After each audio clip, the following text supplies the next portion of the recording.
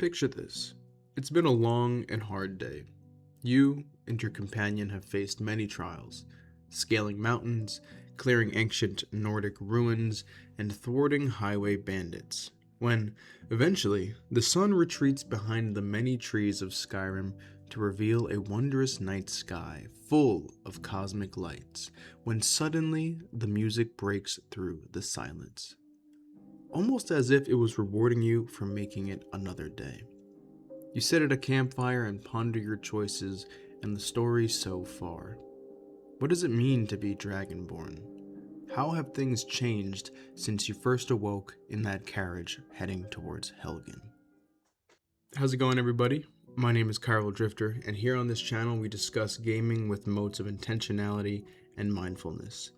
I love to romanticize my favorite hobbies and discuss why games make me feel a certain way. And if any of that sounds to your liking, consider subscribing and checking out the rest of my videos. Thanks.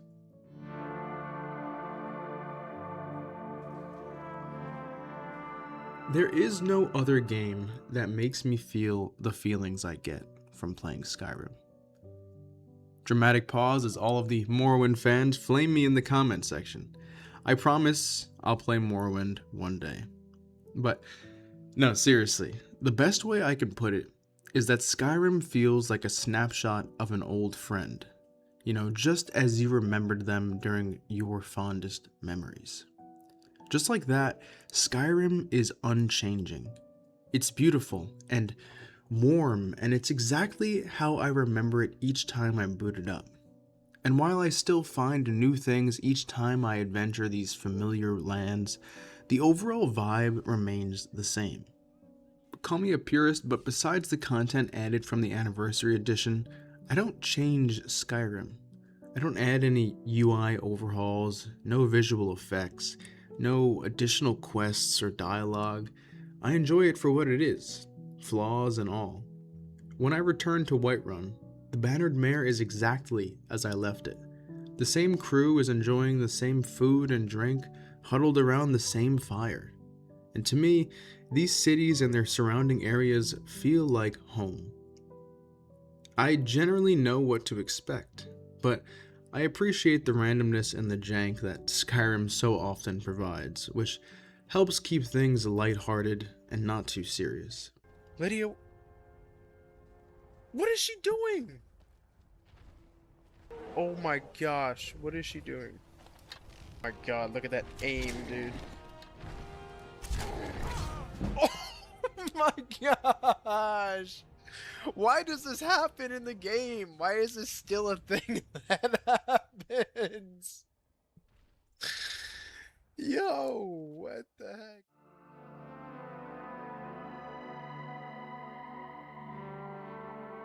I don't play Skyrim survival mode, nor do I play the highest difficulty, because to me, the game has always been about exploration and discovery more than anything. I often find myself feeling a bit guilty whenever I decide to put down a new game and instead retreat into something I know so well, such as Skyrim. Why we feel this way could be the subject of an entire video, but I will say this: maybe we crave the familiar, and maybe we yearn for something that comforts us. Skyrim has never let me down in this regard. But Skyrim is only a video game. You're thinking way too hard about this. True, but Skyrim is a video game, and if all video games could be classified as art, I've been interacting with this masterpiece for 15 plus years now, which is more than half of my lifetime, so yeah, it's kind of a big deal. Take for example, you get home late from work, have your dinner, you freshen up, and then you decide you want to wind down before bed, so you grab the controller. You juggle the idea of booting up X, Y, or Z, and realize that you just don't have the mental bandwidth to learn an entire new system, combat, or cast of characters.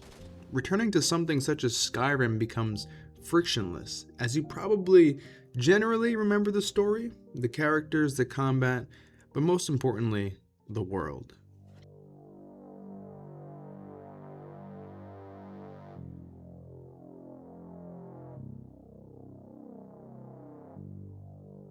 Chances are, if you're still around at this point, you probably like Skyrim, or at least the Elder Scrolls in general. So, I'm curious, what is it for you that makes Skyrim's world so memorable? For me, I think it's the fact that the region is forever locked within autumn and winter. Personally, I believe that autumn is the most perfect season. It's the only one in which does not overstay its welcome. It bridges the two polar opposite seasons of summer and winter, and the entire season calls for meditation on what was and what is to come. Throughout history, winter has been indicative of perilous trials and coming out anew during the new year, while autumn is really about the calm before the storm and a respite from the heat from the summer months. Skyrim seems to capture this essence of autumn throughout its entire game. And yes, there are many regions of rolling tundras full of frost trolls and frost wraiths, but I find the overall atmosphere to be that of a chilly fall setting. One that is ever inviting, of fond memories and cozy times. Speaking of cozy, Skyrim's recipes remind me of a perfect Thanksgiving banquet. Okay, maybe not that, but I'm referring to the many sweets and treats of Skyrim, such as apple dumplings, braided bread, jazbay crusadas, and the infamous sweet roll. Speaking of recipes and spices, how can we take the Dragonborn story and make it unique? With a bit of seasoning, that's how.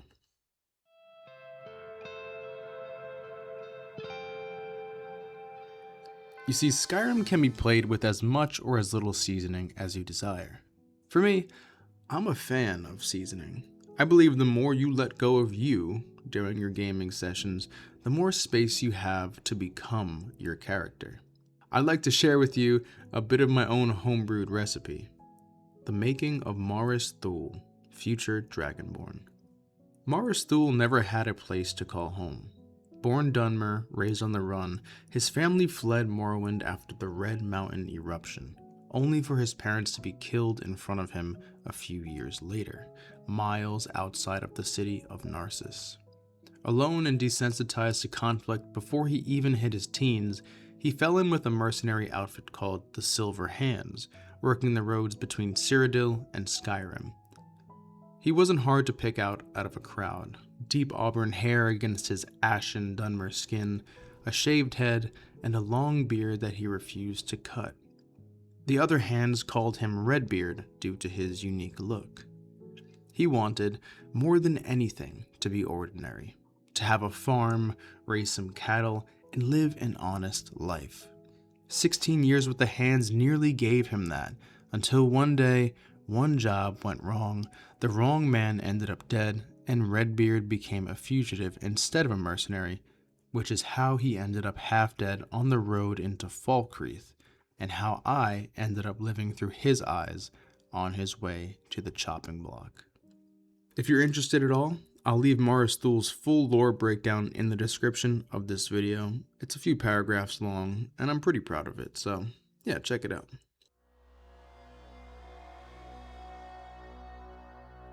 For Redbeard, it doesn't make sense for him to join the Thieves Guild or the Dark Brotherhood based on his past. You might think, man, that kind of sucks, not being able to complete all the game has to offer. But honestly, I think the opposite is true. Adding a few crutches to your character actually proves to be a better experience. Knowing your left and right limits calls for some interesting gameplay. Instead, Maris would be inclined to join the companions due to his past with the Silver Hands, and potentially take his study up to the College of Winterhold due to his inquisitive nature of the world, and Maris still holds his ambitions of settling down at the Golden Hills plantation once his adventuring days are over. The point is, Maris Thûl is a living, breathing part of the world, separate from me, the player. He shares his own ambitions and has his own reasons for doing the things that he does. Luckily, the Dunmer's nomadic days may soon be behind him as he learns to call Skyrim his home.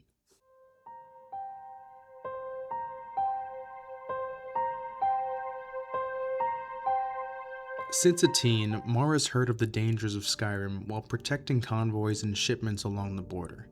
Even today, it's often regarded as a savage place with wandering beasts and dangers around every single corner, and it kind of is. But there are two sides of the coin. On one hand, Skyrim is chock full of dragons, draugr, necromancers and their wandering bands of skeletons, cave bears and saber cats and all the likes, but it's also home to some of the most beautiful and magnificent landscapes. You'd be doing yourself a disservice as mer or man to not see the snow-capped peaks, the flowing rivers, and the vibrant green forests of Skyrim. So what are you waiting for? Introduce yourself to Hadvar and get to adventuring. I'll see you all in Skyrim.